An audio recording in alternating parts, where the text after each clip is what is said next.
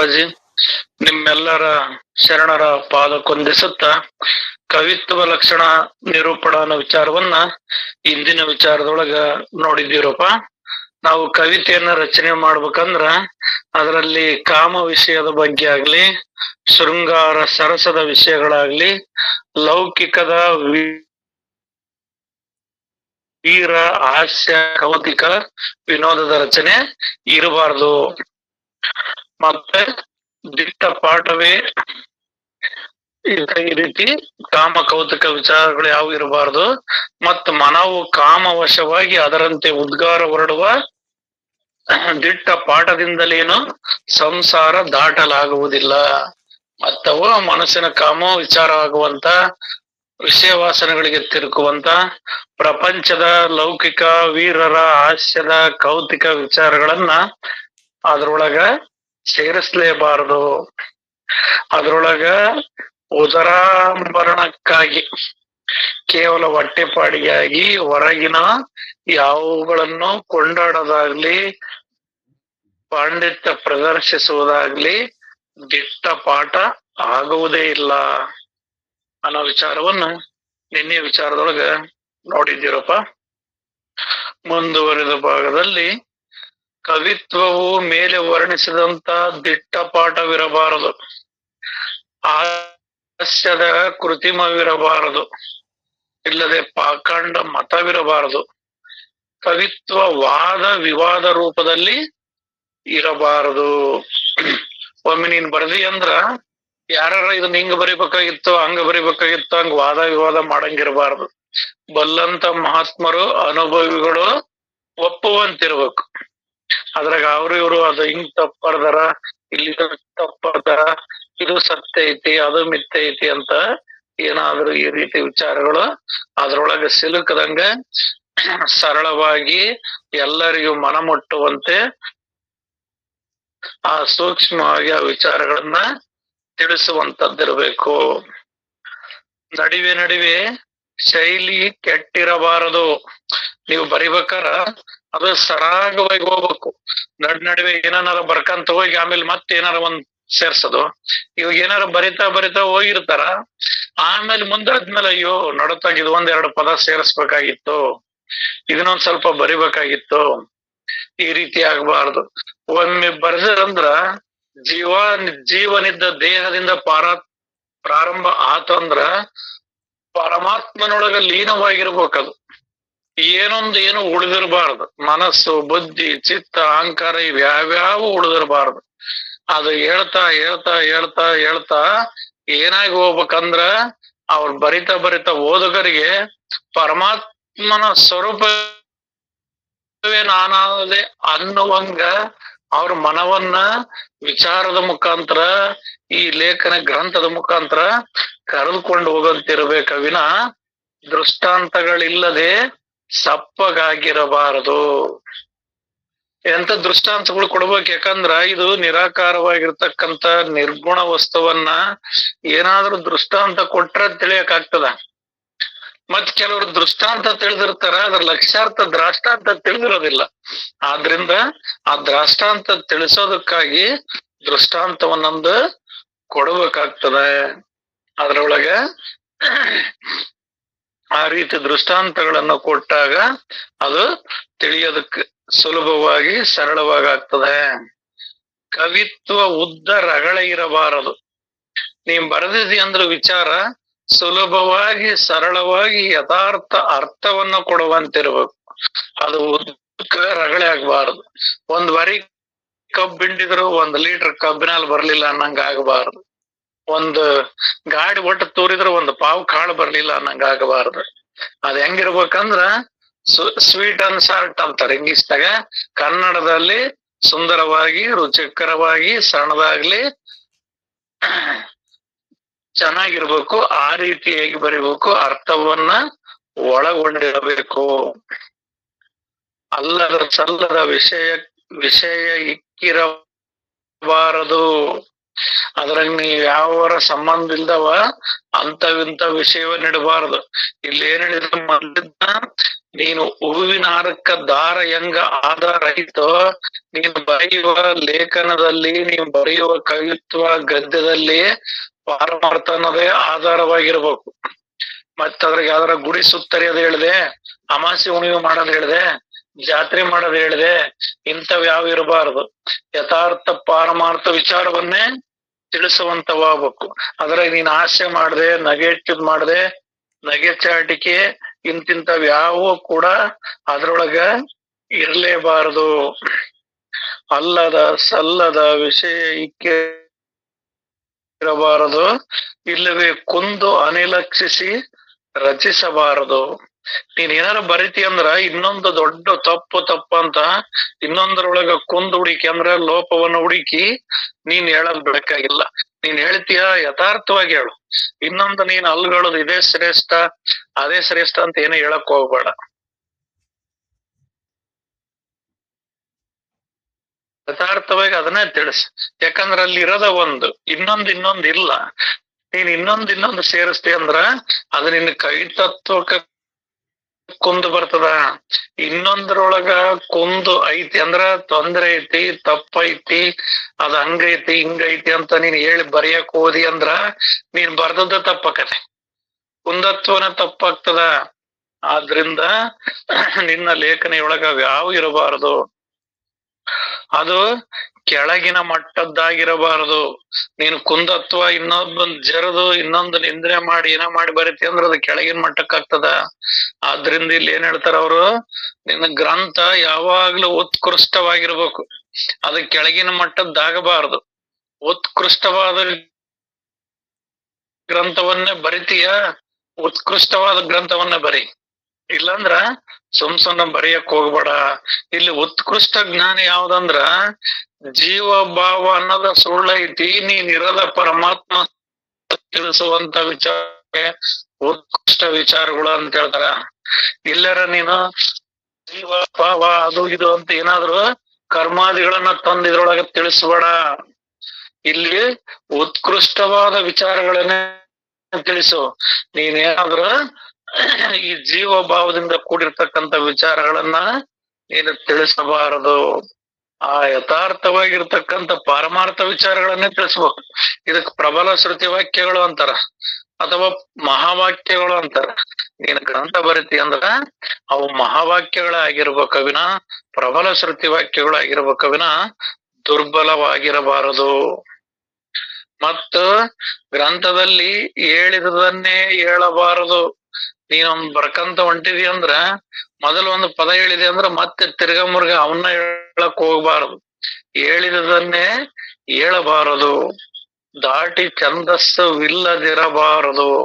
ನೀನು ಬರಿತೀರಂದ್ರ ಪ್ರತಿಯೊಬ್ರು ಪದ್ಯಗಳೊಳಗ ಬರ್ದಿರ್ತಾರ, ಈ ಇಂಥ ರಾಗದೊಳಗ ಆಡ್ಬೇಕು, ಇಂಥ ತಾಳಕ್ಕೆ ಆಡ್ಬೇಕಿದ್.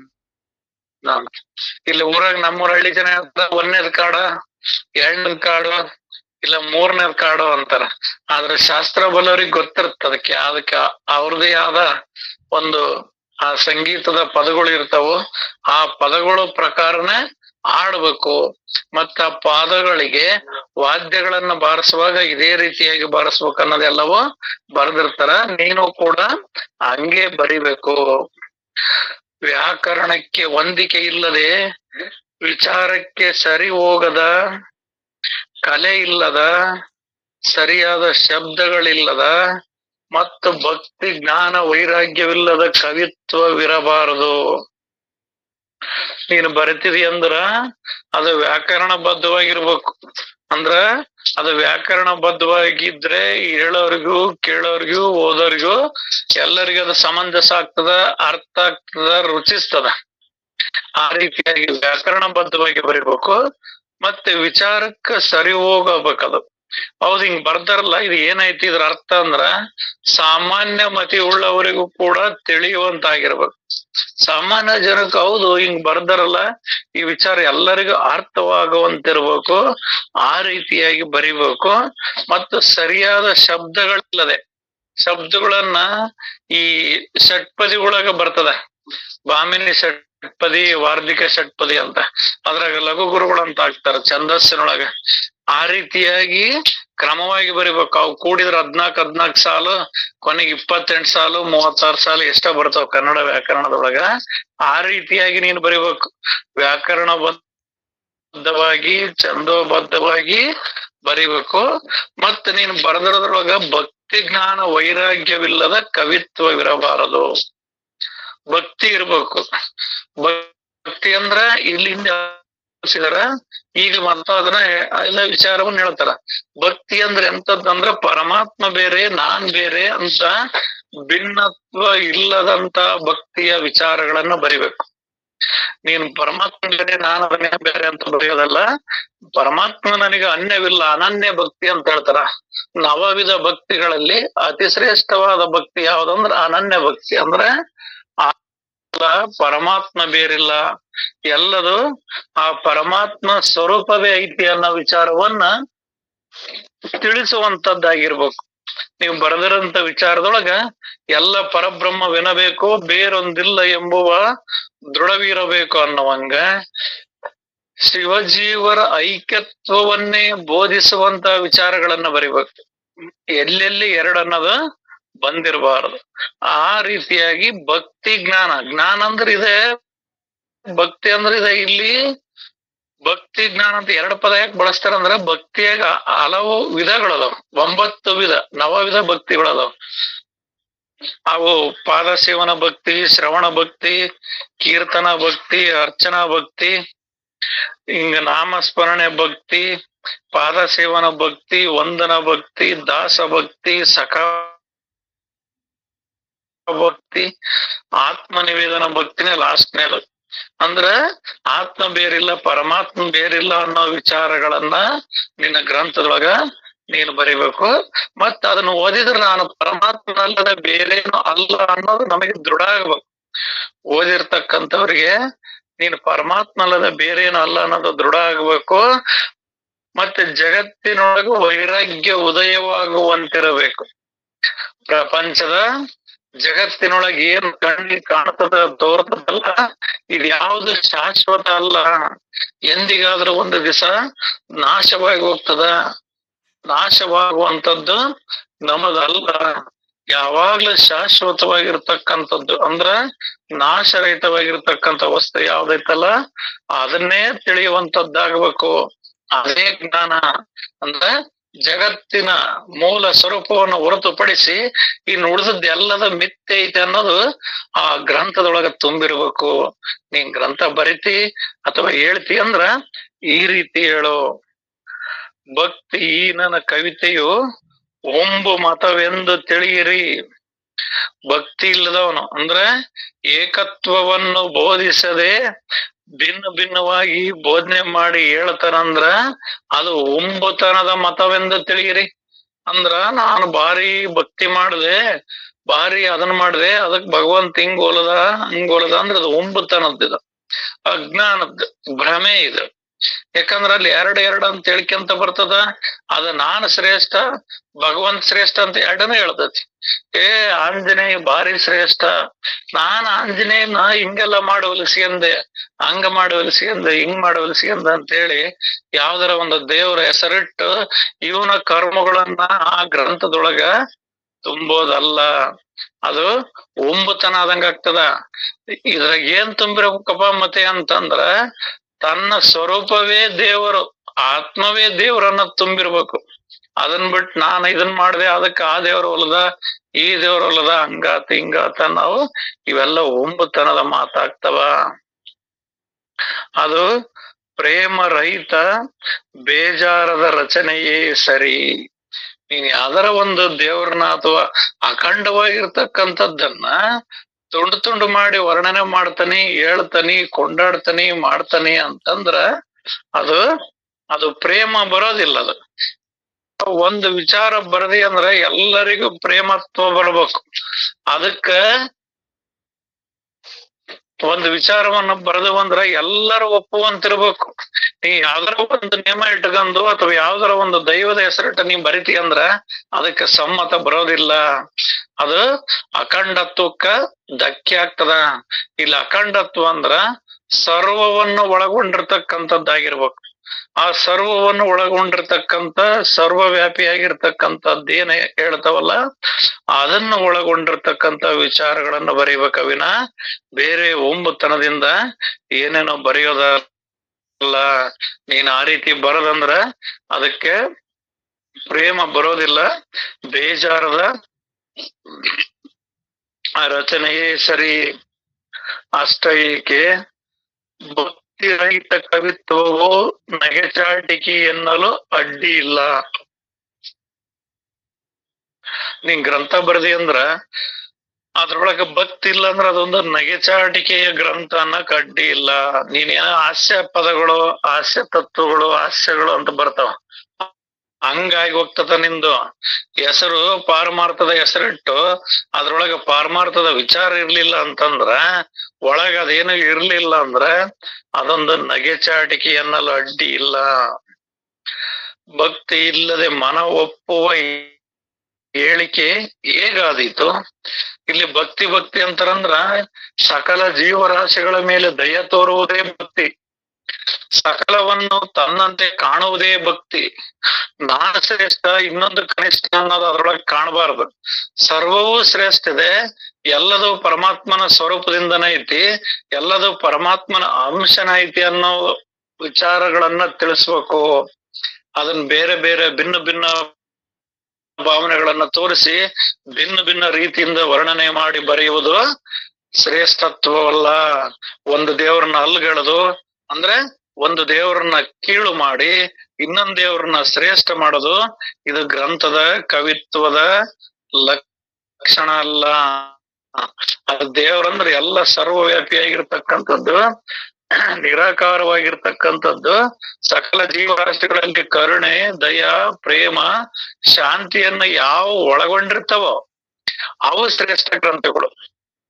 ಇನ್ನೊಬ್ಬರನ್ನ ಕೀಳಾಕೊಂಡು ನನ್ನ ಧರ್ಮನೇ ಶ್ರೇಷ್ಠ, ನಾನು ಬರೆದರದ ಶ್ರೇಷ್ಠ ಅಂತ ಆ ಗ್ರಂಥಗಳೊಳಗೈತಂದ್ರೆ ಅದು ಎಂತ ಗ್ರಂಥ ಆದ್ರೂ ಕೂಡ ಅದು ಶ್ರೇಷ್ಠ ಆಗೋದಿಲ್ಲ.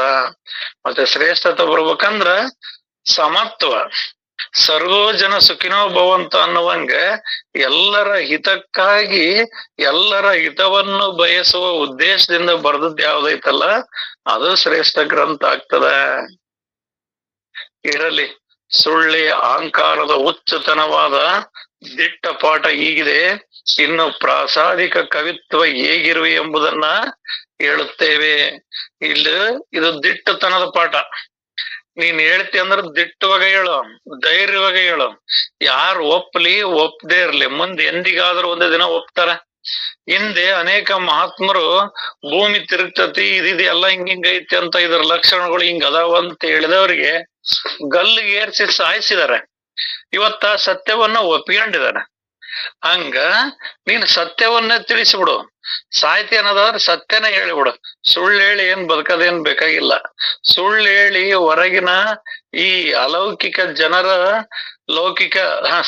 ಲೌಕಿಕ ಜನರೊಳಗ ಶಬ್ಬಾಷ್ಗಿರಿ ಏನು ಬೇಕಾಗಿಲ್ಲ. ನೀನ್ ಗ್ರಂಥ ಬರತಿ ಅನ್ನೋದಾದ್ರ ದಿಟ್ಟತನದಿಂದನೇ ಬರಿಬೇಕು ಅನ್ನೋ ವಿಚಾರವನ್ನ ಇಲ್ಲಿ ತಿಳಿಸಿದ್ರು. ನೋಡಿ 22:34. ಸಂಪತ್ತು ಕನಕ ಕಾಮಿನಿಯರು ಅವನಿಗೆ ಕಾರಿಕೆಯಂತೆ ತೋರಿ ಹೃದಯದಲ್ಲಿ ಭಗವಂತನ ಧ್ಯಾನ ನಡೆದಿರುವುದು. ಅಂದ್ರ ನಿನ್ನ ಜ್ಞಾನ, ನಿನ್ನ ಕವಿತ್ವತ್ವ ಹೆಂಗಿರ್ಬೇಕಂದ್ರ ಸಂಪತ್ತು, ಹೊಲ ಮನಿ ಅಡವು ಆಸ್ತಿ, ಕನಕ ಅಂದ್ರ ಬಂಗಾರ, ಕಾಮಿನಿಯರ್ ಅಂದ್ರ ಶ್ರೀ, ಇವೆಲ್ಲವೂ ಅವನಿಗೆ ಕಾರಿಕೆಯಂತೆ ತೋರ್ಬೇಕು.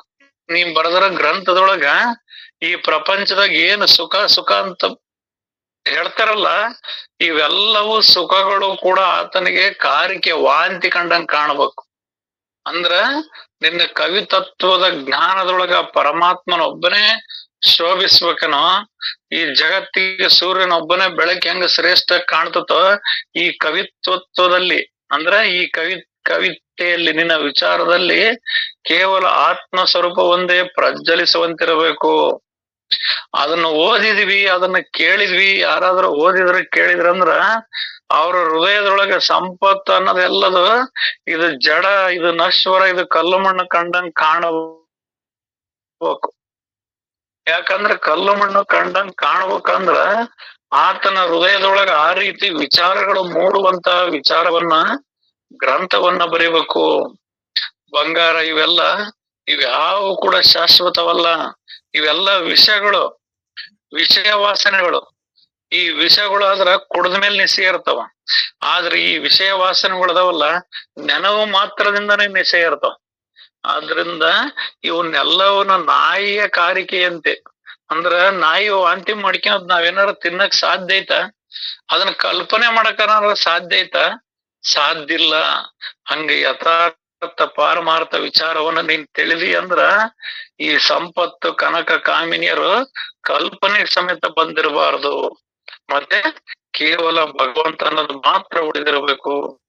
ಕ್ಷಣ ಕ್ಷಣಕ್ಕೂ ಈಶನಲ್ಲಿ ಪ್ರೇಮ ಉದಿಸಿ ಆತನ ಈಶ್ವರ ಭಜನೆಯಲ್ಲಿ ರುಚಿ ಬೆಳೆಯುತ್ತಲೇ ಇರುವುದು. ನೀವ್ ಬರೆದ್ರ ಗ್ರಂಥದೊಳಗ ಓದಿದ್ರ ಏನಾಗ್ಬೇಕಂದ್ರ ಈಶ್ವರನ ಪ್ರೇಮ ಬರ್ಬೇಕು, ಭಗವಂತನ ಮೇಲೆ ಪ್ರೇಮ ಬರಂಗಿರ್ಬೇಕು. ಭಗವಂತ ಒಂದೇ ಸತ್ಯ, ಇಲ್ಲಿ ಉಳಿದದ್ದು ಎಲ್ಲದು ಮಿಥ್ಯ, ಎಲ್ಲದು ಕೂಡ ಮುಂಗಾರಿ ಮೋಡ ಆದಂಗ, ಮಳೆಗಾಲದ ಮೋಡ ಬಂದು ಗಾಳಿಗೆ ಚೆದರಿ ಹೋದಂಗ ಎಲ್ಲ ಬಂಧು ಬಾಂಧವರು, ಸತಿ ಸುತರು, ದನಕನಕಾದಿಗಳು ಎಲ್ಲವೂ ಕೂಡ ಬಂದು ಹೋಗ್ತಾವ. ನಾವು ಅನ್ಕಂತವಿ ಎಲ್ಲರೂ ನಮ್ ಜೊತೆಗೆ ಶಾಶ್ವತವಾಗಿರ್ತಾರ, ಎಲ್ಲರದ್ದು ನನಗೆ ಆನಂದ ಬರ್ತತಿ ಅಂತ ಭ್ರಮೆಯೊಳಗೆ ಕಾಲ ಕಳಿತೀವಿ.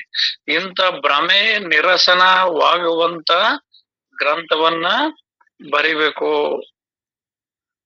ಭಗವದ್ ಭಜನೆಯ ಹೊರತು ಒಂದು ಕ್ಷಣವೂ ಕಳೆಯದೆ ಸರ್ವದ ಅವನ ಚಿತ್ತ ವೃತ್ತಿ ಭಕ್ತಿ ರಂಗದಿಂದ ತನ್ಮಯನಾಗಿರುವುದು. ಹೆಂಗ್ ಇರ್ಬೇಕಪ್ಪ ಅಂತಂದ್ರ ಆತ ಆ ಭಜನೆಯನ್ನು ಬಿಟ್ಟು ಒಂದ್ ಕ್ಷಣ ಮನಸ್ಸು ಹೊರಗಿರಬಾರದು. ಭಜನೆ ಅಂದ ತಕ್ಷಣ ನಾವು ವಾದ್ಯಗಳಿಂದ ಕೂಡಿರ್ತಕ್ಕಂಥ ಭಜನೆ ಅನ್ನೋದು ಹೊರಗಾಗ್ತದ. ಅಂತರಂಗದೊಳಗೆ ಯಾವಾಗಲೂ ಅಹೋರಾತ್ರಿ ಅಂದ್ರೆ ಹಗಲು ರಾತ್ರಿ ಯಾವಾಗಲೂ ಆ ಸ್ವರೂಪ ವಿಚಾರದೊಳಗೆ ಇರ್ಬೇಕು. ಅದೇ ಭಜನೆ. ಭಜನೆ ಬ್ರಹ್ಮಾನಂದ ರಸವು ಸೋಹಂ ಭಜನೆ ಬ್ರಹ್ಮಾನಂದ ಅಂತ ಒಂದ್ ಪದ್ಯದೊಳಗ ಐತದ. ಅಂದ್ರ ನಿನ್ನ ಭಜನೆ ಹೆಂಗಾಗಿರ್ಬೇಕಂದ್ರ ಆ ಸ್ವರೂಪದ ನೆನವಾಗಿರ್ಬೇಕು, ಆ ಸ್ವರೂಪನೇ ತಾನ ಅಂತ ಆಗಿರ್ಬೇಕು. ಭಜನೆ ಬ್ರಹ್ಮಾನಂದ ರಸವೋ ಸೋಹಂ ಭಜನೆ ಬ್ರಹ್ಮಾನಂದ ಸುಖವೋ ಅಂತ. ಅಂದ್ರ ಆ ಸ್ವಸ್ವರೂಪದ ಸುಖದೊಳಗ ನೀನ್ ಇರುವಂತವನಾಗ್ಬೇಕ ವಿನ ಹೊರಗ್ ಬರುವಂತವನಾಗಬಾರದು. ಆ ರೀತಿಯಾಗಿ ಒಂದು ಕ್ಷಣವೂ ಕೂಡ ಕಳೆಯದೆ. ಈ ಸಣ್ಣ ಕೂಸಿರ್ತಾವ 4-5 ತಿಂಗಳ 6 ತಿಂಗಳ ಕೆಲವು ಕೂಸುಗಳು ತಾಯಿ ಬಿಟ್ಟು ಒಂದು ಅರಕ್ಷಣ ಇರೋದಿಲ್ಲ. ಹಂಗ ಈ ಮನ ಅನ್ನೋದು ಕೂಡ ಯಥಾರ್ಥ ಪಾರಮಾರ್ಥ ವಿಚಾರವನ್ನು ಬಿಟ್ಟು ಒಂದು ಕ್ಷಣವೂ ಕೂಡ ಹೊರ ಬರದಂತೆ ಆ ಪಾರಮಾರ್ಥ ವಿಚಾರದಲ್ಲಿ, ಆ ಸ್ವಸ್ವರೂಪ ವಿಚಾರದಲ್ಲೇ ನೆಲೆ ಆಗುವಂತಿರಬೇಕು. ಹೃದಯದಲ್ಲಿ ಭಕ್ತಿ ರಂಗದಿಂದ ತನ್ಮಯನಾಗಿರ್ಬೇಕು. ಅವನ ಮನಸ್ಸು, ಅವನ ಚಿತ್ತ, ಅವನ ವೃತ್ತಿ ಎಲ್ಲದು ಭಕ್ತಿಯ ವಿಚಾರದೊಳಗ ತನ್ಮಯ ಅಂದ್ರೆ ಲೀನವಾಗಿರ್ಬೇಕು, ಬೆರದೇಕನಾದಂತೆ ಅಂತ.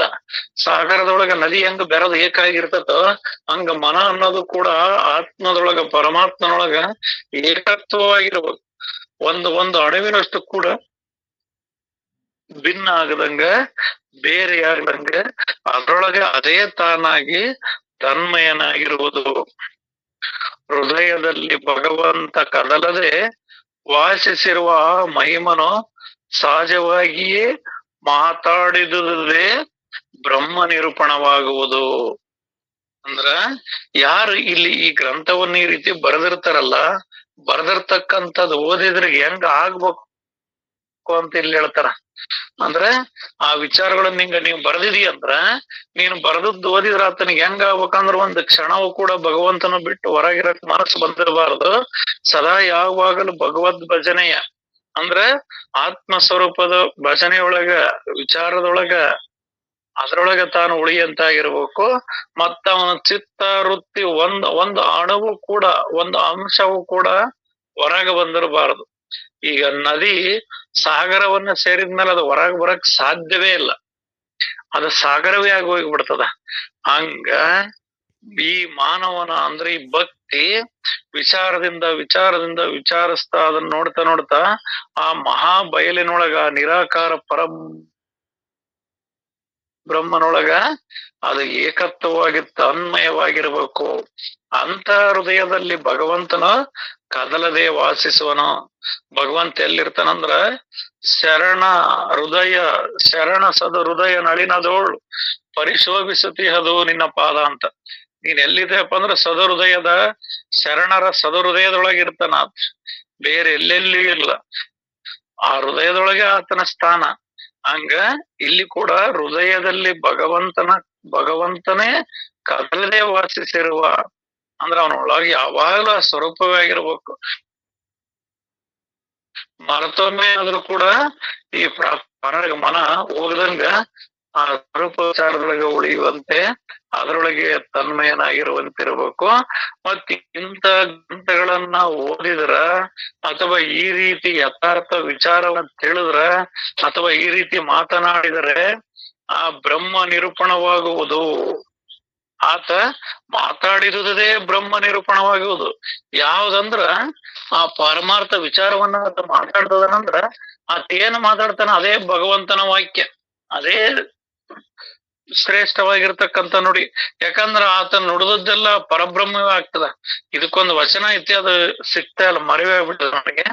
ಇಲ್ಲಿ ನೀನ್ ಆ ಸ್ವರೂಪ ಅದೇ ಅಂದ್ರ ನೀನ್ ಮುಟ್ಟಿದ್ದೆಲ್ಲ ಚಿನ್ನ ಅಂತ ಇರ್ತಾರ ನೋಡ್ರಿ, ಪುರುಷಮಣಿ ಅಂತ. ಪುರುಷಮಣಿ ಕಬ್ಬಿಣಕ್ಕೆ ಸೋಕಿಸಿದ್ರೆ ಕಬ್ಬಿಣ ಇಲ್ಲದೆ ಹೆಂಗ್ ಬಂಗಾರ ಆಗಿ ಹೋಗ್ತದೋ ಹಂಗ ಆ ಅನುಭವಿಗಳು ಮಹಾತ್ಮರು ಸ್ವರೂಪ ವಿಚಾರವನ್ನ ತಿಳಿದದ್ದು ಏನ್ ಮಾತಾಡಿದ್ರು ಕೂಡ ಅದು ಮಹಾವಾಕ್ಯವೇ ಆಗಿರ್ತತಿ. ಅದು ಮಹಾವಾಕ್ಯ ಆಗದೆ ಬೇರೇನು ಆಗೋದಿಲ್ಲ, ಅದೇ ಆಗಿರ್ತತಿ. ಆದ್ರಿಂದ ಈ ಯಥಾರ್ಥ ವಿಚಾರಗಳನ್ನ ತಿಳಿಯೋದು, ಯಥಾರ್ಥ ವಿಚಾರದೊಳಗ ಉಳಿಯೋದು, ಉಳಿದು ತಾನೇ ಆದಾದ್ನಂದ್ರ ಆತ ಬ್ರಹ್ಮ ಸ್ವರೂಪ ಆಗೋದ್ರೊಳಗ ಏನೊಂದು ಭಿನ್ನವೇ ಇಲ್ಲ. ಆತನೇ ಆ ಸ್ವರೂಪವಾಗಿರ್ತಾನ, ಆ ಪರಮಾತ್ಮನಾಗಿರ್ತಾನ. ಆತನ ವಾಕ್ಯಗಳೆಲ್ಲವೂ ಮಹಾವಾಕ್ಯಗಳಾಗ್ತವ. ನಾವೇನ್ ತತ್ವಮಸಿ ಮಹಾವಾಕ್ಯ ಅಂತವಲ್ಲ, ಅಂತ ಮಹಾತ್ಮ ನುಡಿಯುವ ನುಡಿಗಳೆಲ್ಲ ಮಹಾವಾಕ್ಯಗಳೇ ಆಗ್ತವ ಅನ್ನೋ ವಿಚಾರವನ್ನ ಇಲ್ಲಿಷ್ಟು ಇವತ್ತಿಗೆ ತಿಳಿತದ್ರಪ್ಪಾಜಿ. ಮತ್ತೆ ಉಳಿದ ಭಾಗವನ್ನ ಮತ್ತೆ ನಾಳೆ ನೋಡೋಣ್ರಪ್ಪಾಜಿ. ಎಲ್ಲರಿಗೂ ಶರಣು ಶರಣಾರ್ಥಿಪ್ಪ, ಶರಣು ಶರಣಾರ್ಥಿ.